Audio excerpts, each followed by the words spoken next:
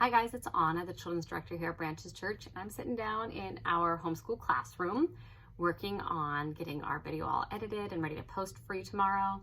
And I discovered all of my teaching segments were blurry. I could cry.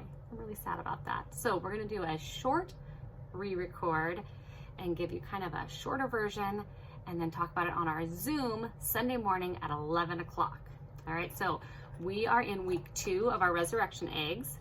And if you weren't here with us last week, we talked about the first 3 eggs. We had in egg number 1, the donkey, because Jesus had come into Jerusalem a week before his death and he rode in on a donkey to represent that he is our peaceful king. We found our coins that represented Judas's betrayal and our sin and need for a savior. And then we have the goblet, which represents Jesus' love for us and his obedience to God.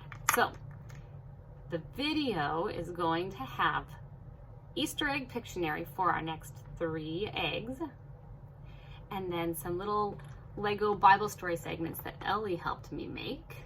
So watch those, get your guesses, and on our Zoom call Sunday morning at 11 o'clock, I'm going to tell you if you guessed correctly on Pictionary. I'll reveal what the eggs were, and we're going to tie together those Bible stories and why we got to see those cool Lego videos that Ellie made.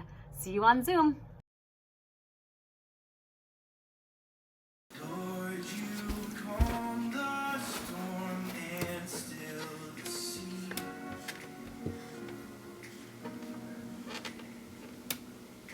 Jesus, you are redefining me.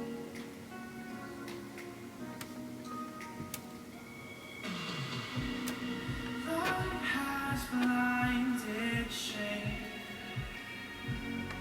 I walk in a wide place.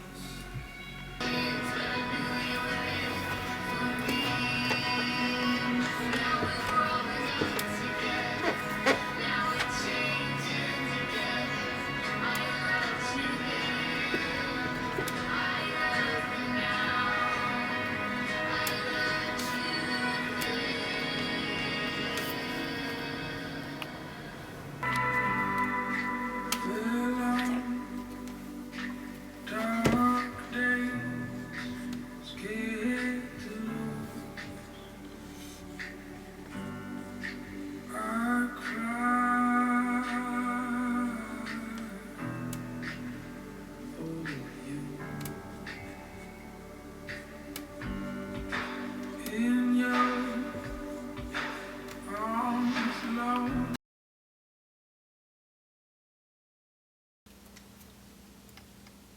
Mark 14, verses 32 through 42. Jesus and his disciples went to a place called Gethsemane. Jesus said to them, "Sit here while I pray." He took Peter, James, and John along with him. He began to be very upset and troubled. "My soul is very sad. I feel close to death," he said to them. "Stay here, keep watch." He went a little farther. Then he fell to the ground. He prayed that if possible, the hour might pass by him. "Abba, Father," he said, "everything is possible for you. Take this cup of suffering away from me. But let what you want be done, not what I want."